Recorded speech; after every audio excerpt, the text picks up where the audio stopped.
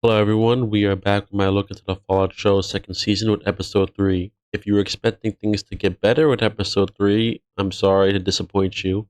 The episode starts with Thaddeus along with a bunch of children in a sunset sarsaparilla bottling plant, and he's having them take the bottle caps off the sarsaparilla bottles, all as they come down a conveyor line that leads outside the building, which you can tell since you can see the bright sunlight coming through the windows here.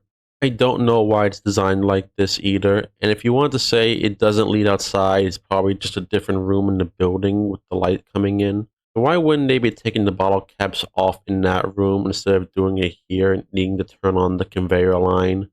So Thaddeus is using child labor as he just stands around doing absolutely nothing to help. It isn't stated if he's paying these kids or not, but given that he says to, and I quote, "Why aren't you making money for me?" It appears that he's keeping all the caps for himself, probably only giving the children the bare minimum food and soda, since when one of them asks for water, he tells them, "Oh, just drink the soda." So they took Titus, a character that people liked and sympathized for, after almost being murdered by Maximus, as well as losing his home in the Brotherhood after being turned into a ghoul, and turned him into an unlikable dick that exploits children. So, just like Maximus, they had this out of nowhere character shift without any explanation. When this child who stopped working tells him that she only stopped because one of the others insulted her by saying she looked like a ghoul, when this group of children has ghouls as a part of it. Why they're picking on her when there are actual ghoul children as a part of their group, I don't know why. Thaddeus shows his bias of ghouls by insulting one of the ghoul children, calling them disgusting, in an attempt to try to cheer her up, I guess. He then gives this little speech about how lucky they all are to be here, as the children recite the phrase, "Most kids are dead by this age." It could have been a good way to show how people are kept in line to never complain and be complacent, never ask or want better for themselves. After all, things could always be worse, so you should be grateful to have anything. Obvious parallels to the state of the Fallout franchise aside, this scene with its happy music playing and comedic delivery of dialogue is treated as a joke, so any potential death gets undercut for the sake of comedy. So we follow up with Lucy after being captured by the Legion as she walks through their camp along with the slaves she saved last episode. As they walk along, Lucy sees the Legion torturing slaves, hearing them cry out in pain and fear as they are brought before Lanius. Now, there is some contention of whether this person is actually Lanius or just someone wearing the helmet and armor, but unless it's stated otherwise by the show, I'm going to assume this is their adaptation of Lanius.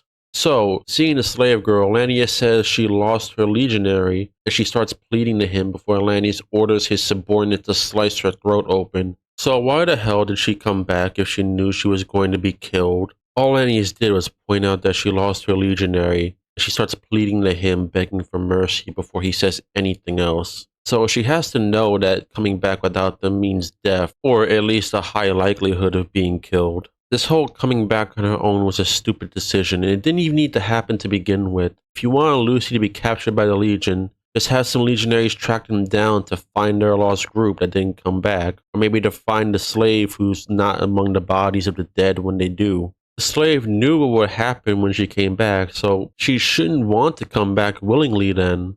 On top of that, she knows well what the Legion does to women too, but she still brought Lucy back with her anyway, so I can't feel bad for her either.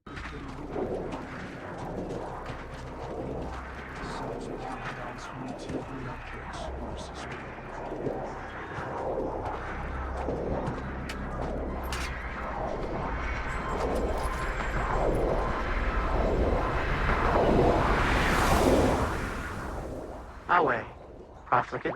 So, Lucy gets brought before Caesar, and Lanius takes off his helmet in front of everybody here. Linnaeus, butcher, monster, terror of the East. Not even his slaves have seen his face. Struck them blind so they can't. Wears a mask. Don't even know if it's the same man. This is just another spit in the face of New Vegas. Lanius, the character who never takes off his helmet to reveal his face to anyone, with the only possible exception being Caesar himself. Just takes it off right here in front of everybody. This is triggering flashbacks to the Halo show, I swear to God. Even if you buy into the theory that Elanius is just a persona that different people have taken on, no one within the Legion would break that persona and take the mask off like this. Take Hoover Dam. Legion will need something as big as the old world itself. Another symbol forged by history. Aeneas carries all the terrors of the East with him. He's the myth, the weapon the Legion needs. His strength lies in his title, and it is his weakness. He will not fight a losing battle and destroy what he represents. Doing this would break the symbol of fear and power he holds as the monster of the East. This is one of the most disrespectful things they could have done with the source material. Hi, sir. How dare you address the great Kaiser? Kaiser? Do you mean Caesar? I believe Kaisers were German, and you guys have more of a Roman theme, so I think it's Caesar. So after addressing Caesar directly and getting called out for it, Lucy starts channeling her inner Redditor and starts yapping to them about the pronunciation of Caesar instead of Caesar. This is the one. You are. Sir, wise please. indeed, sir. I see that this is a... So we see them stick that slave girl's severed head onto a pike. Okay, the Legion doesn't do this either. This is more of a generic raider thing. But at least it's better than the pig heads last episode, I guess. work camp. And if I may, I'm a very... We're negotiating the rights to your prima noctis. prima noctis? Okay. First of all, shame on you. That is awful. Yes, Lucy, argue with the people you just saw torturing slaves and who just had that girl you saved beheaded. And do it while they surround you, armed to the teeth, and you are just standing there completely defenseless, open to be killed at any moment yourself. And secondly, prima noctis isn't even a Roman tradition. It's from the Middle Ages. They were just nasty people borrowing a Latin phrase. And as much as I want to respect your traditions, there is a line to all that, which I think we have found. So Lucy has decided to start channeling Twitter alongside Reddit with her comments here. Yes, Lucy, killing and torturing people should be respected as part of their culture. But now that's just crossing the line, isn't it? And you should know that I am not even a virgin. And that's not including all of the cousin stuff I did, which is at least a page or two on my resume. So, looks like we're out of options. She starts bragging about not being a virgin and about her incestuous sexual experience in defiancy to her prima noctis that they're planning for her, which can be translated as right to first night. So it seems like they're discussing who gets to take her as a wife and, well, her. Strange for them to just assume she's a virgin too. The Legion doesn't exclusively capture virgins either. An example being Boone's pregnant wife, who was captured by the Legion and ultimately killed by Boone in order to prevent her from suffering the fate that all women suffer within the Legion. Them gasping at just the non-virgin part makes no sense. So, unsurprisingly, out of offense and probably disgust, they tie her up and start marching her over to be crucified. But before that, we get told how the Legion is at war with the NCR, who last season we were told have been destroyed, and whose remnants we see get wiped out by the Brotherhood of Steel by the end of Season 1. So the show is backpedaling on that part, as well as the Khans, who by this point should already be wiped out or fled according to the games, but even if you don't accept that, we saw the Ghoul wipe them out in Novak. The Brotherhood, which of course, why not, we need them too, don't we? But the dumbest of them all is the Legion itself. But first you must conquer the unrepentant members of Kaiser's Legion. Over there.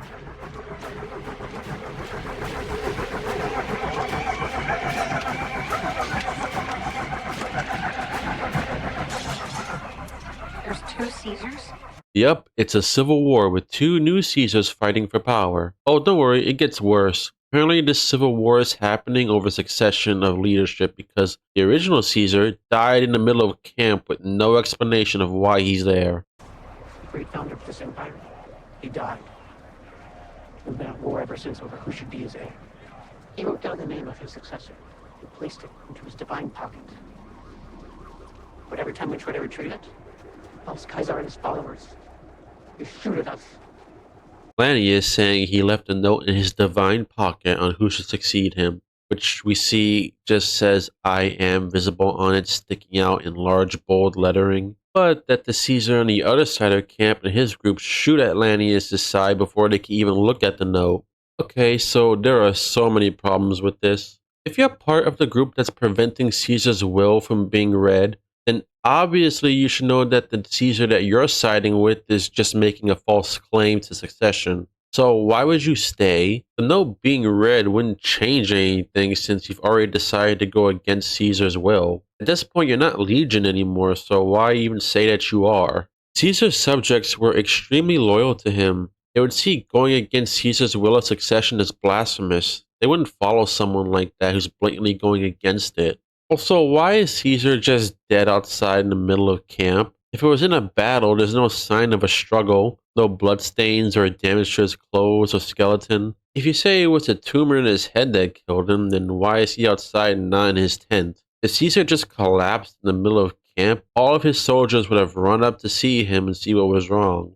At that point, they would have taken him to a tent to check on him, or if he was already dead right then and there, they would have checked him to see what happened to him. Like, was it the tumor? Was he assassinated or poisoned? Who knows? Also, no, I won't buy that was the anti-note Caesar who checked and found him dead, and then took the opportunity to declare himself the new leader. At that point, they would have just taken the note and destroyed it, not just leave it on his body. Also, how has Alanius' side not retrieved a note in Caesar's body by this point? The monster of the East is supposed to be an experienced hardened warrior, a living legend, but can't retrieve his body when it's right there.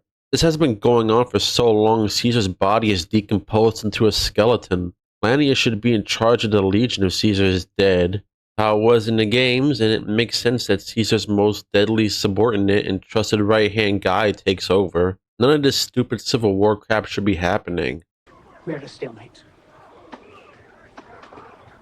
I may be able to help you. I have experience with family counseling, and sometimes conflict resolution is easier than you think.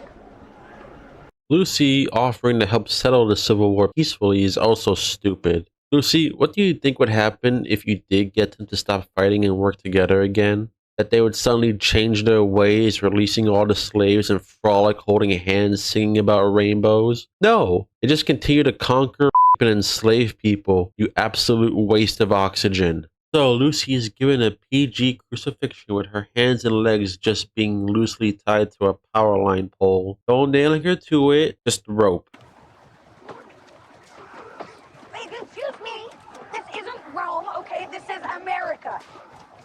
Is it? Yeah, it is. At least according to all the maps. Maps drawn by the dead. All that remains of America is the overwhelming evidence of its failure. Now, if you excuse me, we have a war to win. You know, speaking as someone who's seen upwards of 15 different movies, if you think everyone else is the bad guy, chances are you're the bad guy. But good is not a meaningful vector in history. Only strength. What's with this Marvel-style dialogue that Lucy is spouting? Also, the Legion does believe what they're doing is right and necessary for humanity to survive and progress. The individual is insignificant when compared to the collective group. They believe in the brutal system they have for what they ultimately believe is the greater good, so humanity can continue surviving. Now, that doesn't mean there aren't individuals within the Legion who abuse and use the system for their own benefit. It's clear the writers don't understand the Legion.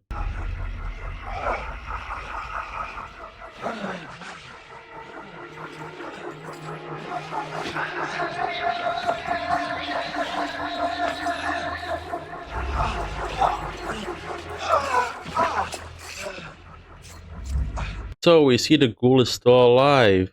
Convenient for him that there weren't any more scorpions in the building to attack him. The venom has worn off enough for him to be able to move himself to a different location in the building. And Dogmeat finally comes back after abandoning them. Honestly, a character like the ghoul should have just eaten Dogmeat by this point, since they aren't doing anything to contribute to his survival.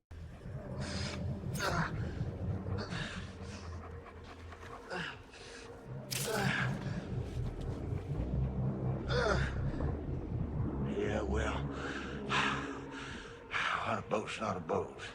You know what I mean? Of course you do.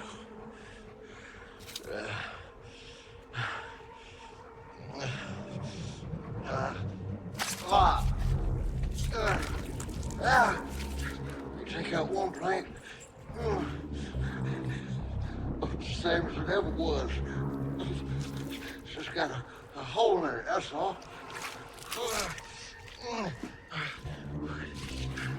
You take out a lot of planks, and all of a sudden, you gotta ask yourself,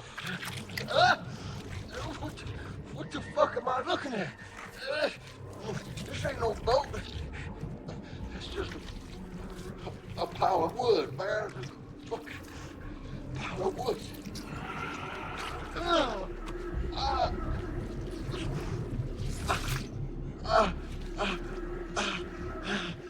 So he takes out a knife and uses it to dig out the barb that the scorpion left in his leg, all while talking some gibberish about taking out a boat's planks. My only guess this is supposed to be referring to the ship of Theseus paradox, which for those who don't know is the debate whether or not if a ship is the same ship after all its parts have been removed and replaced with different ones over a long period of time. But that doesn't really apply to what the ghoul is doing right now, and he's just talking nonsense.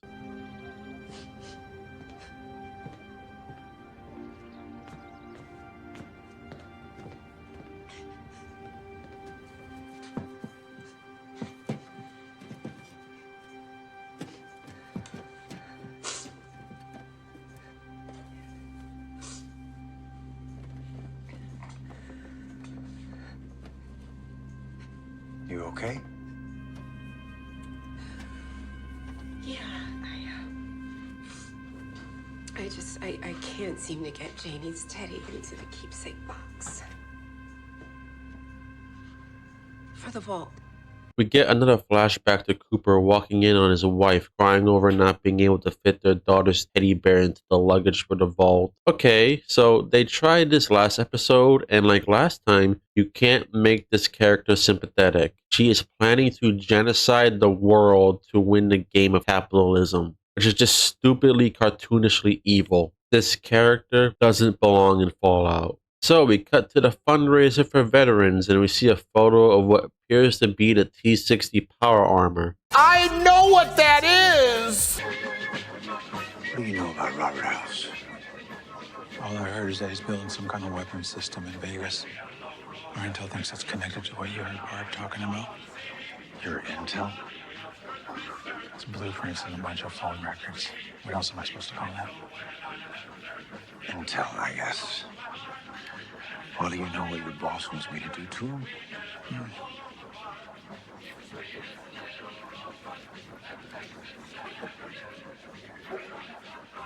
I don't know. Can't. But there's got to be another way. Look where we are, Coop. Half the guys in here have killed people. Maybe not the right ones. Robert House is just one person.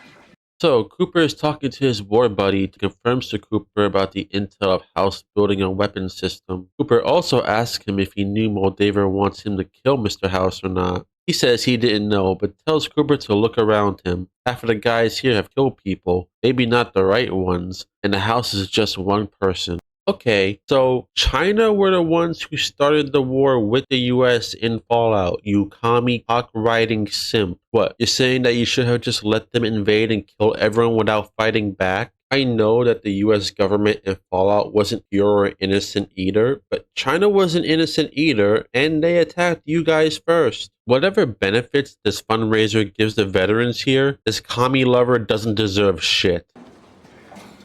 My name is Diane Welch, Congresswoman for the District of Glendale. And if you've never heard of me, it's probably because I'm the only sitting congressperson in this administration to have refused corporate funding. So while I may not be able to afford TV spots and billboards, I don't think America can afford any more corporate influence in Washington. Get on with it. So, this incompetent congresswoman with the annoying voice complains about corporate influence in Washington, which, thank you for your lazy, unsubtle commentary on current events, but this isn't a one-to-one comparison for Fallout's universe like the writers and the defenders of this show who like to pretend that it is. There is a massive resource shortage in Fallout's universe. So impactful to the point of nuclear destruction being a real threat in an attempt to claim what's left. The government needed companies like Robco, Westtech, and General Atomics to not only collect and defend what resources they did have, but also in trying to find a solution to the problem with them developing nuclear fission. In hard, pressing times like this, you can't afford to be picky with who you get help from, especially when your very survival is on the line. This isn't excusing or defending everything that they are doing, but if everyone gets nuked or their resources run out, they are fucked.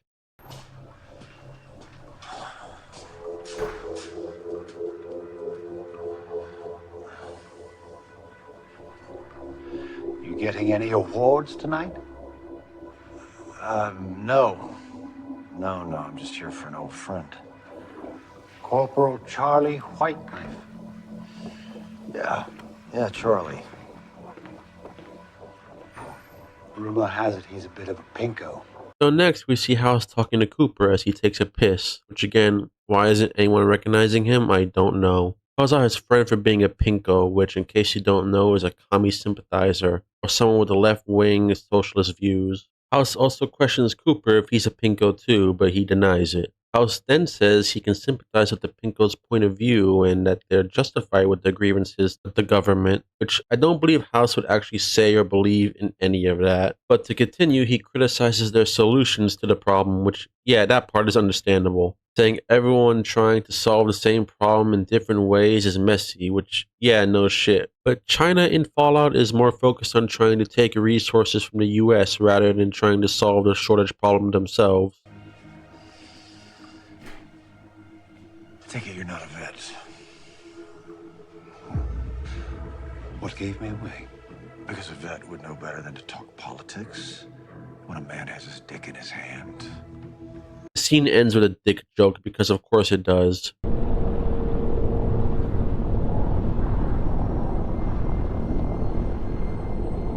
The Codex is clear about chain of command. We mustn't squander this opportunity. I told you, we're out. I acknowledge the arrival of the Paladin from the Commonwealth complicates the issue.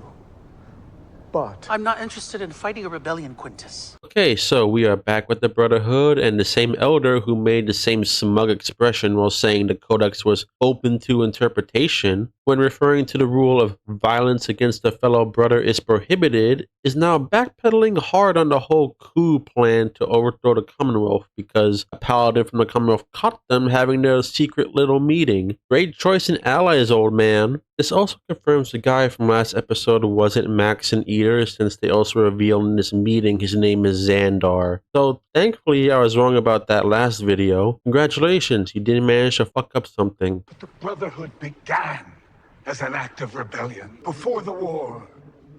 An ordinary captain was sent to a research center in California. Roger Maxon. And when he saw what they were doing there, depraved experiments on human subjects, well then, Roger Maxon had to ask himself, who did he serve? His God? Or his government?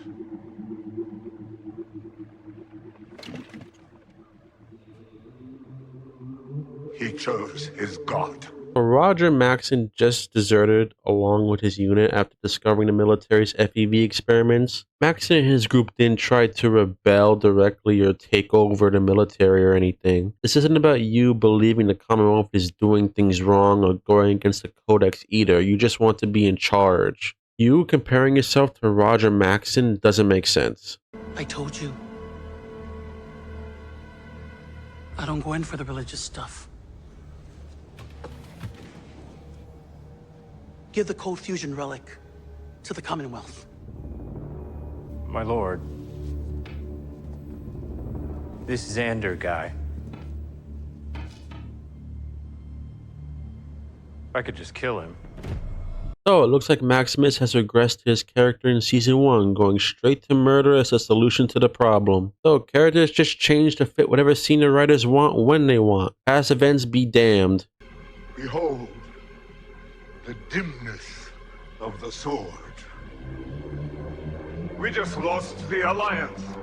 If we kill Xander, the envoy from the Commonwealth, it will be war. And without the support of the other chapters, it will end with all our heads on spikes. Yes, my lord, but if our cause is righteous... I have no need for the thoughts of a sword. Leave. Maximus parroting the Elder's words doesn't suddenly mean they make sense. What about your coup is just, Maximus? Please explain. What do you think is just about doing this? Do you consider wiping out a whole town for no reason like they did in season 1 a just cause? Is wanting power in on itself just? This character is a mess and it's only going to get worse, I know it.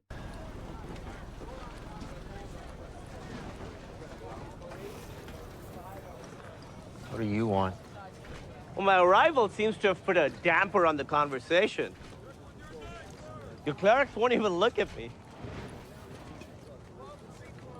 You guys have a lot of clerics, you know that? Yeah, I guess we do.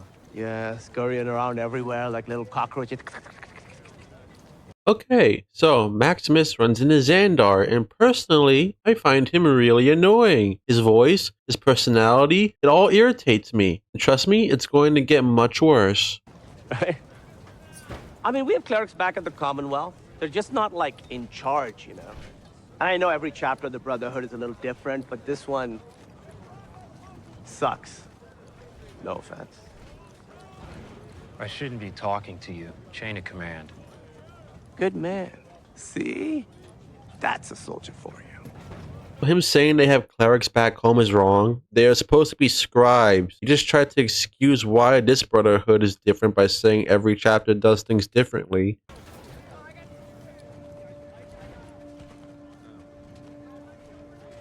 Your older cleric is about to make a mistake. The Brotherhood that you believe in, that I believe in, we are the last bastion of order in this country. We are a bulwark against chaos. If you ask me, fomenting a rebellion sounds a lot like chaos.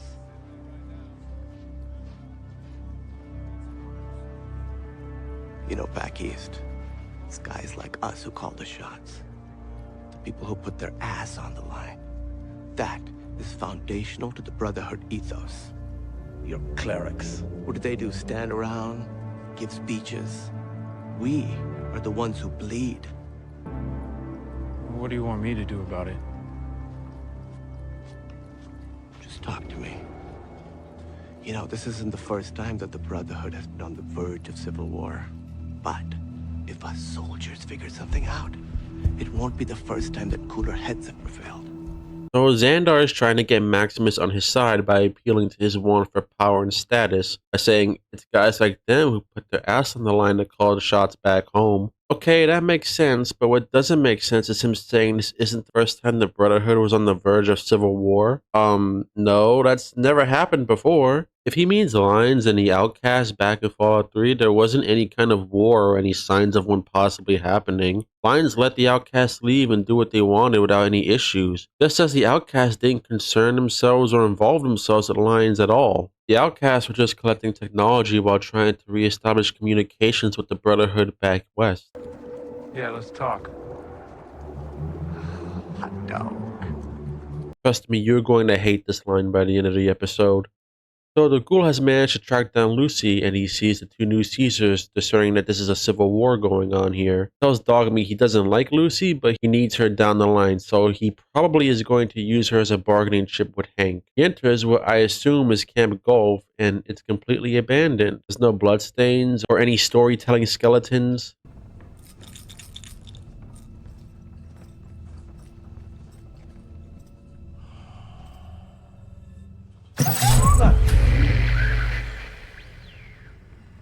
Howdy, partner. Is that you, Victor? Victor? Well, that sure does sound familiar. Well, dagnabbit, spent the last 10 years thinking I was a soda machine. What the fuck you doing here? Well, beats me, partner. Someone did a number on my numbers. Memory's all jimbled. So he finds Victor here for some unknown reason, saying he thought he was a soda machine for the last 10 years. That's haha, funny joke. So I guess that's him saying he's been inactive or asleep for 10 years. Keep that in mind. Well, I gotta save a dipshit Balti from the Legion. Came here hoping to get some help from the NCR. NCR? I ain't seen them. Who's running these parts these days? Well, you know how it is around here. The NCR and the Legion going at each other like cats and dogs. Though now we got the Legion fighting the Legion like cats and dogs too. Is that so? Also, I would just like to point out, you can see that they used the in-game model for the poster here, which sticks out like a sore thumb. As much as I love New Vegas, graphics aren't realistic enough to not stand out here with this poster. Given Victor said he's been here for 10 years, and knowing that the Legion is fighting itself, apparently, implies that this stupid war has been going on for at least that long. For 10 years, right next to each other in the Mojave Desert fighting. So what, the other territories the Legion ruled over are just being neglected or don't exist anymore? Where's Robert House? He's gone. He had all the money in the world, but all he really wanted was to live forever. No, House didn't just want to live forever. He wanted to save and secure humanity's future. He couldn't do that if he died. He admitted that he couldn't save the world, but he could at least save New Vegas. I knew I couldn't save the world, nor did I care to, but I could save Vegas, and in the process, perhaps save mankind. And from Vegas, he could rebuild. Oh, he had plans, all right, but he needed that cold fusion doodad from before the war. Didn't you have something to do with all that? Way back when? Replacing the platinum chip with cold fusion as the thing he needed. Great decision there, guys. Oh, you're leaving already? Ain't nobody around to keep poor Victor company these days. Just them rangers up in the hills. Rangers in the hills? Oh, so now you're saying you've had rangers keep you company here? Which is it, Victor? Were you here alone or not? We need a pilot. And let someone else have all the fun? Let's go! Well, I should grab my... You don't need your armor. I got a spare you could use. They give you spares? So, Xandar takes Maximus with him on a vertibird ride to discuss things, telling him not to worry about his armor since he's got a spare he can use. Maximus, the character who was too dumb to know what a circuit board was last season, inspects it, complimenting the armor's motion assist servos, and Xandar, the paladin from the Commonwealth, says he doesn't know jack shit about how power armor actually works. He just knows he can kick ass in it, which shouldn't be the case, since knights and paladins need to be knowledgeable about technology, like, you know, their equipment and how it works. If they don't know anything about tech, how are they supposed to determine which tech is dangerous and which isn't? Ask any soldier about the equipment they use, like guns or tanks, and they'll talk your ear off for hours. Trust me, I know. All Brotherhood members are supposed to be educated on technology. Some more than others, yes, like the scribes. That doesn't mean knights or paladins are brain-dead jocks like this show portrays them as. Hey, Maximus, can we just be hard dick for a second? Can we be hard dick for a second? Okay, so they didn't even bother to do a retake here after he fucked up that line. A real show of quality, huh? Can't even get the stupid sex jokes right. I'll be honest with you, man. We are really up against it back home. Without that relic you found, we risk losing the Commonwealth. So, the Commonwealth is apparently in a bad spot. Is at risk of falling then? Only the Brotherhood or Minuteman endings in Fallout 4 leave the Commonwealth chapter intact. So, them assuming control over the rest of the chapters leans towards the Brotherhood ending being canon. Unless they're going to mess with or change Fallout 4's story too. Could possibly have them in such a bad state that they need infinite energy to survive. And shouldn't this be well known to the other chapters by now? But it's never brought up by the elders during that secret meeting they had. Xandar even says things are worse in the Commonwealth than they are over here. So Xandar detects unauthorized automated activity, and Maximus asks, why would he care about some robots? Because you guys collect technology? Why wouldn't you try to retrieve robots? Xandar says, we're the Brotherhood of Steel. We keep the wasteland safe. This is what we do. No, that's a Bethesda invention. And the show can't even be consistent with Bethesda's versions of the Brotherhood. Also, you're assuming the robot is doing something wrong or harming people? For all you know, it could just be a Mr. Handy sweeping the floor. He didn't say or indicate he knows what kind of robot it's detecting. The way this line is delivered is so cringe-inducing, to with them having these stupid, wide, dopey grins on their faces too. Also, again with this hot dog line. We'll get back to this later, but for now we're back with the ghoul in search of the Rangers Victor told him about. Well, I can see your salutations have changed. Whoa! Fucker!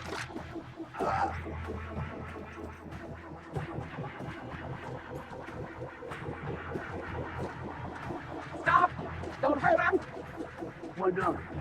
The school and the NCR went way back.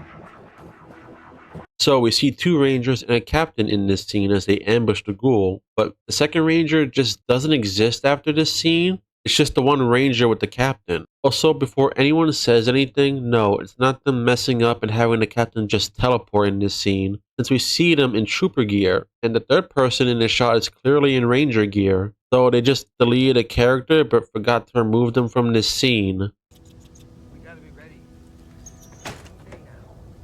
If I may, New California Republic may want to drop the word new, because y'all looking dusty as hell. Where is everybody? Up here, it's just us. We've been cut off from reinforcements for more than a decade. Coming. Guess, time takes a toll on some more than others. When Shady Sands fell, we had a battalion out east. We could still get to them. Shady Sands. You do know that was over 20 years ago, right?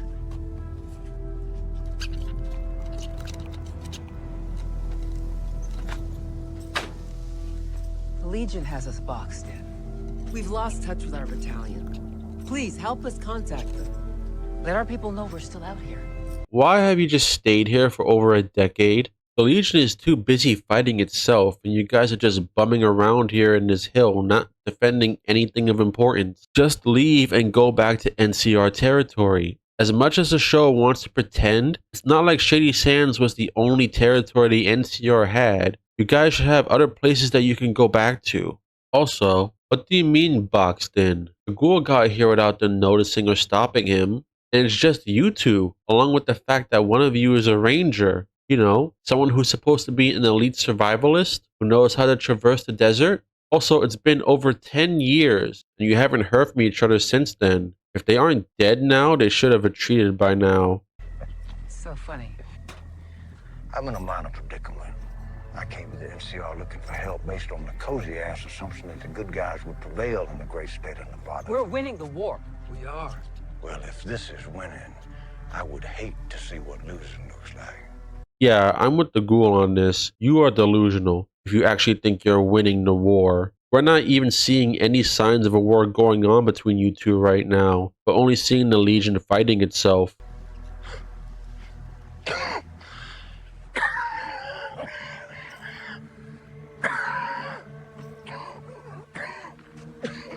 Please. The stuff we fight for, clean water, schools, rights for folks like you. Story has it you used to believe in those things too. Please, help us before we're captured.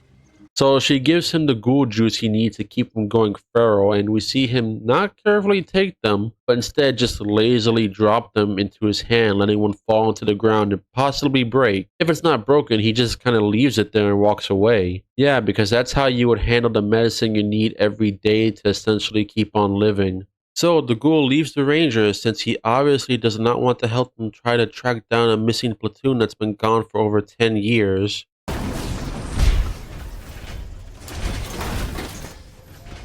All right, bro. Let's do this. In here. Come on, Max. I'm coming. Hold up. Hello, display my credentials. Greetings, visitor. Would you prefer a neck or foot massage today? There will be no massage. Please remove your clothing and apply a complimentary towel. Cancel massage protocol immediately. Massage protocol upgraded. Activating version with Swedish vibration package. Relaxation imminent. So Xandar and Maximus enter a building and they run into a Securitron. Securitron that's glitching between the Mark II Army Man face and the glitched out face that they get from Dr. Zero experimenting on them in Big Mountain. So this is just a mishmash that the show made up without knowing or caring that these Securitrons are supposed to be separate in the game, not the same type. Because, you know, member berries, look, it's a reference to Big Mountain with the glitched out face. Everybody, clap. Clap like seals. Clap. I clapped when I saw it. If House did upgrade the Securitrons to Mark II, he should have won and the Legion should have been pushed out of Vegas by now.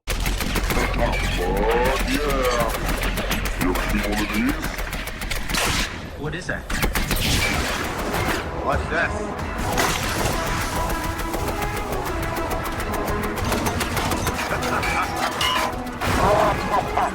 Come on, You big metallic piece of shit! yeah! Suck on this! Okay, this fight scene is just so stupid. Why pull out the hammer if you're just going to ram yourself into it? Why not swing it at them as you're running into them?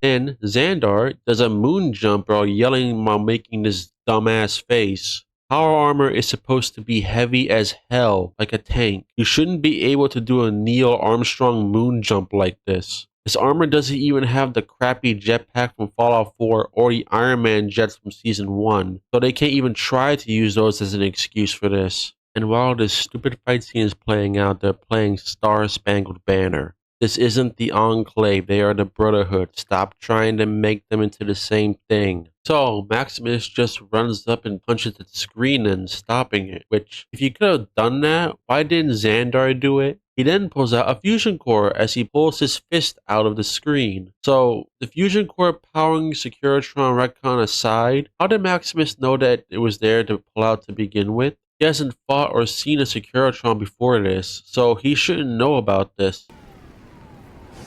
Hey, nice one. All right. Yeah. Gee whiz, that felt good. Did you hear that? Yeah. You want to turn with this?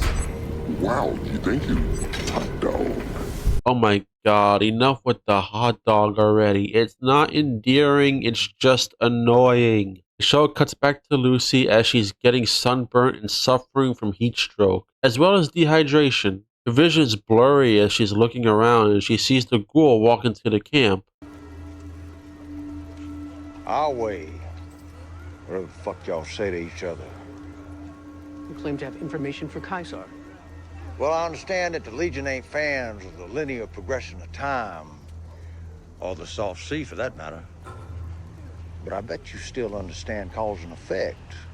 The Legion aren't fans of the linear progression of time. That's stupid! You're stupid! Stop being stupid! Who the hell wrote this dialogue and what kind of drugs are they on? So, the ghoul offers up the captain and ranger to the Legion in exchange for Lucy, which we'll see in a second, but before that, the show cuts back to a flashback of their veteran fundraiser, as Cooper's commie-loving friend gives a speech. Now, remember, these are the 45s. They're hard as hell to walk in, and this power armor is so goddamn hot from the fires that it's melting the snow beneath my feet. And I'm dragging this guy, just dragging him through the mud and the slush. And I don't know if this poor damn grunt is dead or alive. So the first chance I get, I take cover, take a knee, open up that visor. And who do I see staring right back at me? It's Cooper Howard. That's right. And you know what he said to me? Coop, you remember? How do I look? That's a lie, ladies and gentlemen. That is a lie. I mean, the movie star Cooper Howard, he probably would have said that. But the man I was looking at, he looked up at me and he said, How are the others? Nearly burnt alive. And he was worried about our squad. Fucking Marines, huh? We like to tell stories about what we did out there. But the ones we do tell, we tell them to make us feel good about what we did. Show keeps cutting back and forth between the speech and as the ghoul retrieves Lucy, trying to draw a parallel between the speech and what the ghoul's decision is going to be here. In his friend's speech, he says they all like to tell stories about what they did, but only the ones that make them feel good. Again, him simping for communist China and trying to guilt trip everyone in Cooper there about it. If he was referring to the annexation of Canada or at least something like that, it would make sense. But no, he's referring to the Anchorage, Alaska incident. He was saying the government told him it was for hope and everything was on the line in the war, which yeah, during a resource shortage, everything was on the line, at least until they retconned infinite energy into the canon. Him saying they are just Marines and don't get the privilege of knowing, implying the government was just lying to them about everything. He ended with saying we just gotta hope we bet on the right side, saying if it's for the people we love, we'll do anything and everything, even something bad. Again, trying to guilt trip Cooper into killing House. Congresswoman gives him an award, a commemorative lighter, which he gives to Cooper, saying they gave it to him for saving a man, not for killing the 3 men it took to do it, which just comes off as the writers being pretentious. It flashes forward to the ghoul having that same lighter. So, on the present side of things, we see them release Lucy, but I have to point out, we see this legionary on top of the pole cutting her down, but we don't see a ladder here in this shot. But in the next shot, we see 2 ladders in the pole that they used to cut her down. So they messed up another scene here. That's 3 in this episode so far. Also, Lucy ass shot here. The Rock wannabe Caesar says, tonight, they'll bury the NCR. As they're walking out the camp, the ghoul looks at some dynamite barrels. Once they are far out of the camp, we get the shot of him holding the lighter, saying, maybe this was a mistake. Lucy asking, what did he do? And he says, maybe something good, maybe something stupid. As the dynamite barrels explode as they look down at the camp on the faraway hill.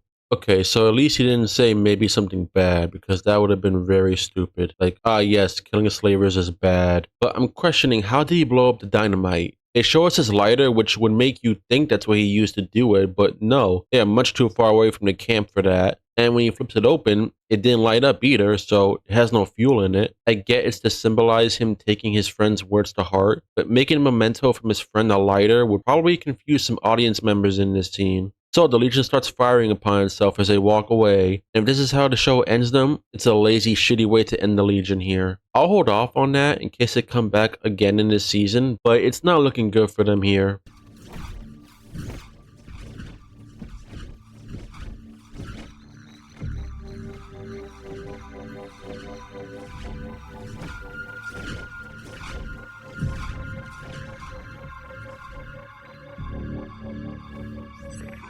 Gotcha. On your feet.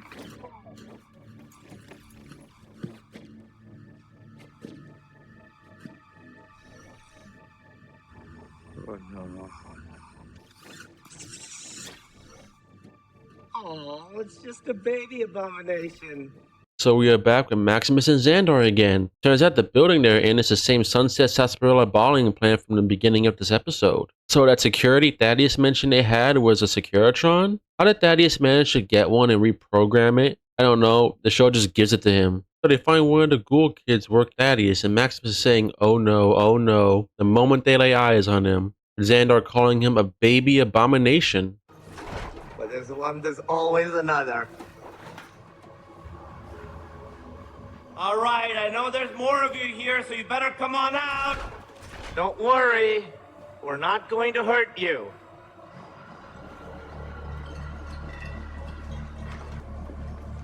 Oh, jackpot.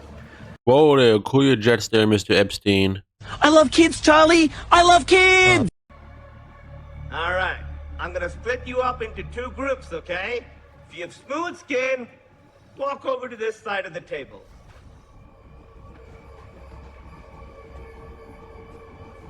Wrinkles, stay right here in front of me, okay? Okay, wait, Xander. Xander. All right, smooth skins, close your eyes. Please stop.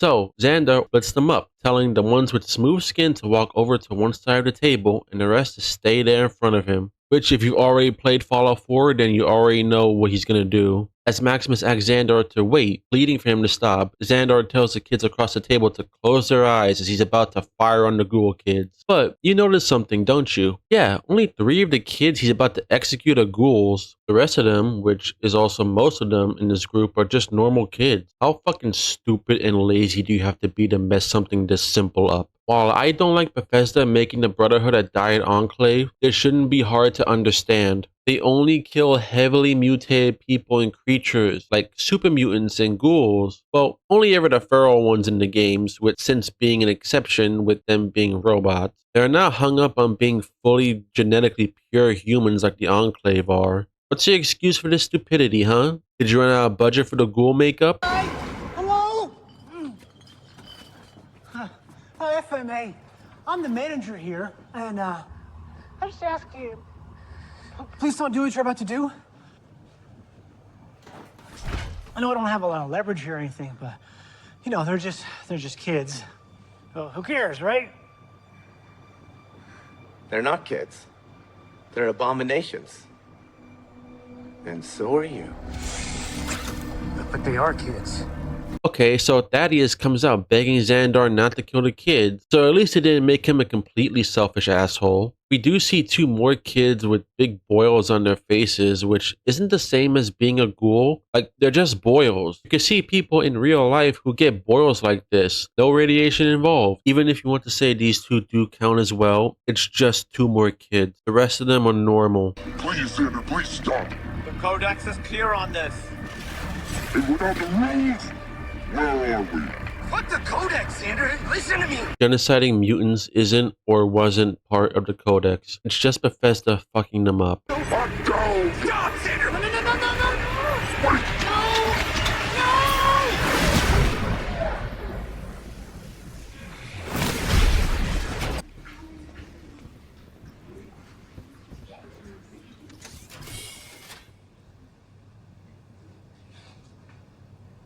Hey, man.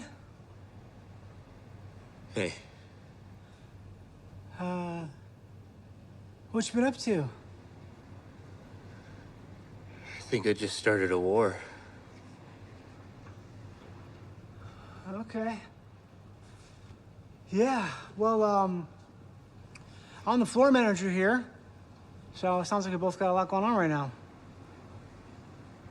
So Maximus kills Xandar before he can execute the kids and Thaddeus. Thank God I don't have to hear that stupid hot dog line again. But of course he still had to get one last one in. But it's over, he's dead, good. So Maximus has just cemented the Brotherhood Civil War with killing Xandar here. And the episode ends. Well, this episode was shit. As expected, the show continues to misunderstand and butcher the factions along with the lore, using them to tell stupid jokes or spout anti-corporate, anti-capitalist, and commie-sympathizing messages. This episode also had some very noticeable production errors, and for their sake, let's hope that they're the last ones we'll see. The show already has enough going against it. This has been part 3 in my series covering Fallout Season 2. I know I'm behind by quite a few episodes, but I only have so much free time, and I'm trying my best not to miss anything on top of that, as well as trying to edit and record everything. So if you made it to the end of this video, I truly appreciate that. Please leave your feedback about the episode and the video as well, or let me know if I missed anything. Positive or negative, I welcome it. Like, dislike, comment, all that. Just try to be civil, please. Thank you all for watching. Until next time, I wish you all a pleasant day.